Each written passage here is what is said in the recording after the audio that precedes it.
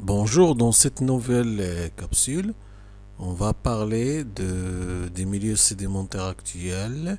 C'est la partie 3, suite à la partie numéro 1, dans laquelle on a vu les milieux sédimentaires actuels continentaux, et la partie 2, dans laquelle on a vu les milieux sédimentaires actuels de transition, bien intermédiaires. Dans cette capsule, donc, on va parler des milieux de sédimentation marin. On va prendre comme exemple la plateforme continentale, les récifs, le talus et la plaine abyssale. Mais avant tout, on doit donc s'intéresser ou bien répondre à la question comment on a déterminé la morphologie des fonds marins. Bien sûr, en se basant sur la technique qui utilise bien sûr les ondes sonores pour avoir une idée ou bien pour scanner le fond marin. Comme le montre cette animation, bien sûr, il y a toujours un moyen de transport marin qui envoie bien sûr des ondes sur le fond marin. La réflexion, ça permet de scanner et donner une idée sur la morphologie du fond marin. Et ces études nous ont permis donc de déterminer que le milieu marin, après le milieu intermédiaire, on trouve ce qu'on appelle la plateforme continentale jusqu'à 200 mètres de profondeur, puis le talus jusqu'à 1000, plus que 1000, puis les plaines abyssales avec des profondeurs de l'ordre de 3000, 4000. Au milieu, on peut trouver une dorsale médio-océanique. Et selon les cas, on peut trouver également même une fosse, c'est-à-dire une zone de subduction. Et le schéma, elle va reprendre de l'autre partie avec le talus, la plateforme continentale et le continent. Parfois, on n'a pas de zone de subduction. Et donc, cette technique a permis d'avoir une idée sur le fond marin. Donc, on a la plateforme continentale. On retient généralement la plateforme continentale, le talus, la plaine abyssale. Et bien sûr, cette morphologie, il permet en fonction des facteurs du milieu d'avoir certains types de sédimentation. Par exemple, il y a sédimentation de sable, de vase et de calcaire au niveau de la plateforme continentale, des turbidites au niveau ou bien au pied des talus. Et dans les grands fonds marins, on va trouver surtout des boues calcaires, des boues siliceuses et des boues argileux, selon bien sûr les conditions. Alors jusqu'à 4000, c'est-à-dire jusqu'à 4000 mètres, on peut trouver des boues calcaires, mais au-delà, les boues calcaires elles disparaissent et on peut trouver soit les boues siliceuses, soit les boues argileuses. Et pour les turbidites, on va voir comment il se forme une turbidite au niveau du talus continental. Ce schéma-là, il nous montre en fait un déplacement d'un certain nombre de sédiments mélangés avec de l'eau et un déplacement dans l'eau. C'est le même phénomène qui se produit au niveau des talus. Ça, c'est une animation expérimentale. On va voir une autre animation ici. On voit bien que la vitesse de déplacement de ces sédiments par rapport à l'eau qui les entoure, ça permet d'avoir ce phénomène-là de déplacement qui va nous donner dans le cas du talus un type de sédimentation très caractéristique qu'on appelle les turbidites.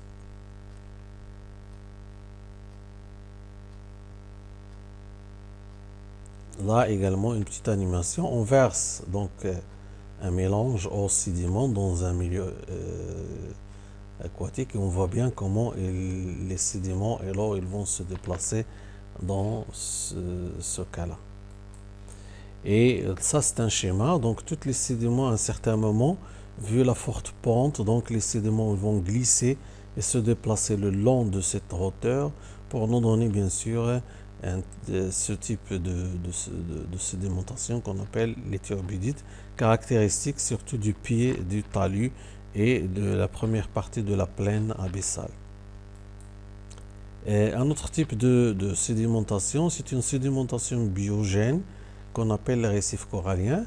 Et donc, on distingue en fait deux types, soit des barrières récifales, soit carrément des récifs autour des îles. Comme on voit ici, nous avons une île avec une barrière récifale ou bien une formation récifale tout autour. Alors, tout d'abord, de quoi il est formé un récif? En fait, le récif, il est formé par des animaux. Voilà, donc qu'on appelle le corail. Le corail, en fait, est un animal. Et c'est un animal très très petit, de la taille de 1 mm jusqu'à 1 cm. C'est un invertébré qui possède des tentacules, une bouche, une cavité gastrique et un corps qui est très mou, mais qui est caractérisé par la sécrétion et la synthèse, si vous voulez, du calcaire comme support. C'est-à-dire chaque animal, il va synthétiser du calcaire en utilisant le carbonate dissoute dans l'eau pour former bien sûr un support calcaire. Et après la mort de l'animal, le calcaire il reste et c'est un autre animal qui va s'installer et va reproduire une autre production de calcaire, ainsi de suite. Et de cette façon, le calcaire ou bien la quantité de calcaire il augmente. C'est un calcaire biochimique, biogène, et donc ça caractérise bien sûr le domaine marin. Alors au niveau du monde, les récifs coralliens sont bien localisés entre les zones tropicales, les deux zones tropicales. On voit bien qu'elles ont une position très très caractéristique.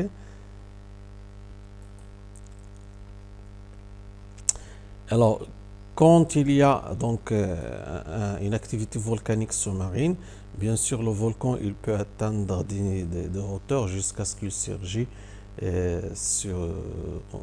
au-dessus du niveau de la mer. Et à un certain moment, donc il va constituer un support qui permet à ces animaux de s'installer. Et au fil des ans, donc leur construction en calcaire, elle va à chaque fois donc augmenter de taille. Et surtout, il sera stimulé par des phénomènes de subsidence et ce qui permet à cette construction récifale de gagner de la hauteur et de devenir plus grande et plus visible. Là, on a une barrière récifale. On voit ici, nous avons donc la mer et au sein de la barrière, nous avons des lagunes. Une des questions auxquelles on doit répondre, pourquoi on trouve plus de calcaire au-delà de 4000 mètres, de 5000 mètres, c'est-à-dire que lorsque le fond marin dépasse les 4000 mètres, on ne trouve plus de boue calcaire, on trouve soit des boues siliceuses, soit les boues argileuses, soit un mélange des deux. Tout simplement parce que en fonction des conditions écologiques au niveau de la mer, on a soit une prolifération des, des, des animaux qui ont des testes, c'est-à-dire des sortes de coquilles formées par du calcaire, soit des animaux qui forment des coquilles formées par de la silice. Alors, dans certaines conditions, l'accumulation après la mort de ces animaux de leurs tests et de leurs coquilles, ça donne bien sûr une accumulation de calcaire.